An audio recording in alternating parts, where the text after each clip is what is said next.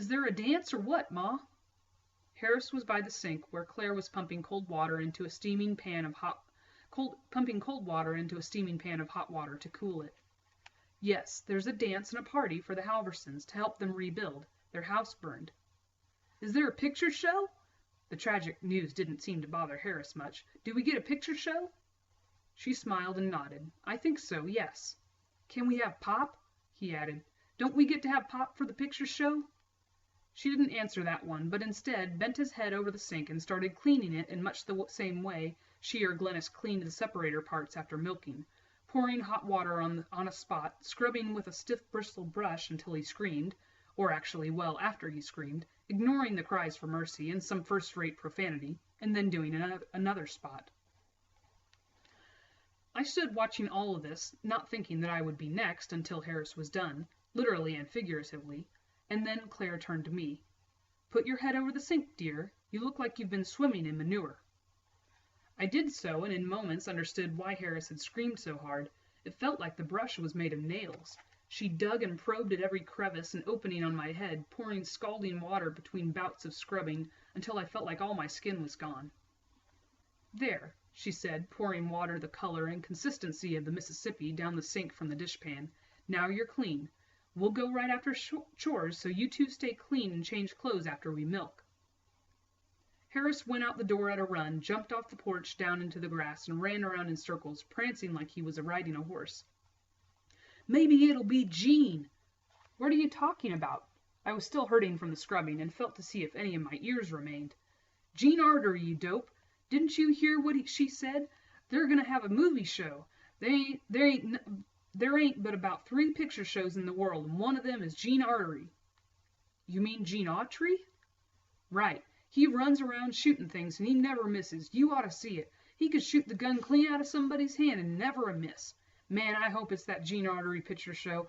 I've only seen that one 15 or 20 times, and it gets better every time. He's got this fat guy runs around with him who's dumber than a pump handle and is always getting into trouble. I don't see how he stays alive from one picture show to the next." "It's a movie." He stared at me. "It's not new each time. They just do it once, and then they show it all over the place. I had seen Gene Autry movies many times, and others. Roy Rogers, some war movies." He snorted. "Sure, you must think I'm as dumb as the fat guy. Heck, you can see him moving each time. Don't you suppose I know what's real and what ain't?" He just didn't understand, and I thought to explain it more, except that it was all a bit fuzzy for me as well. I knew about movies and all, but I wasn't exactly sure how they were made, not certain enough to take a lot of questions. Besides, a secondary consideration had arisen that had me puzzled. I was sure we were well into the middle of a huge wilderness. In all the drive up here with the deputy, we hadn't passed a town or a road to a town, and I couldn't for the life of me understand why they would have a motion picture theater in the middle of the forest. "Where do they show the movies?" I asked. Harris had completely ignored Claire's warning and was playing in the dirt where we had a couple of old iron toy tractors and had made a farm. "On the wall," he answered. "Where else? Don't you know nothing?" So I dropped it, thinking I would find out soon enough. It was an hour until we milked, which seemed a week, and another hour after we finished milking and separated to eat supper and change clothes. After wolfing food, almost but not quite keeping up with Louie, Harris ran upstairs and changed. He came down in moments with clean bibs on, still without a shirt, without shoes, and the side buttons open on the bibs showing he had no underwear on. I put on a clean t-shirt and came downstairs to find that even Louie had dressed for the occasion. He had changed shirts, not to a clean one. I don't think anything he ever wore was clean, but a different dirty one.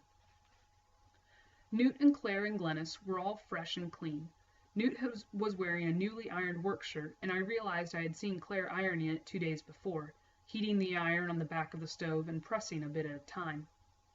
Newt drank another cup of coffee, then nodded and without speaking went outside, leading the entourage to the truck.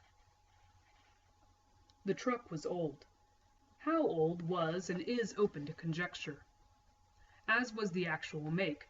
It had been patched and rebuilt so many times with so many different parts that it might have been a Ford or a Dodge or even a Chevrolet. Whatever it was, It had been dead for a long time, and Newt kept it running with a Lazarus approach, a mixture of miracle and work. It didn't have a battery, and we all stood watching while he cranked it, advancing the spark a bit, cranked it again, advanced the spark a little more, and cranked it once more.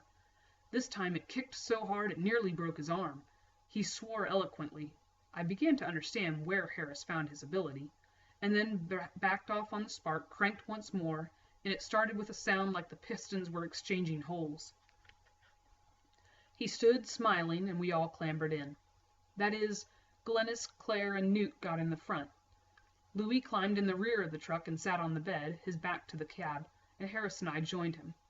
I still had no idea where we were going, but everybody was so glad to be doing it that I fell in with the enthusiasm.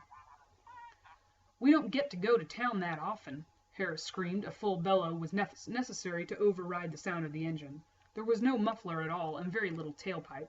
What pipe there was ended at the front of the bed, so the full din of the engine came up around us. "It's the best thing there is, especially if we get some pop to go with the picture show." I got about every third word, and he had to translate over the engine, and finally gave up. Newt turned right at the end of the driveway, and we started driving, ricocheting might be a better word, down a mud track that went through miles of forest. When we'd done this for half an hour, we came into a clearing a mile across, hacked out of the forest the way Newt's farm had been cleared, and in the middle of this clearing stood 4 frame buildings and a tall sheet metal covered grain elevator. A set of railroad tracks ran alongside and past the 4 buildings. Harris smiled widely and pointed. Town.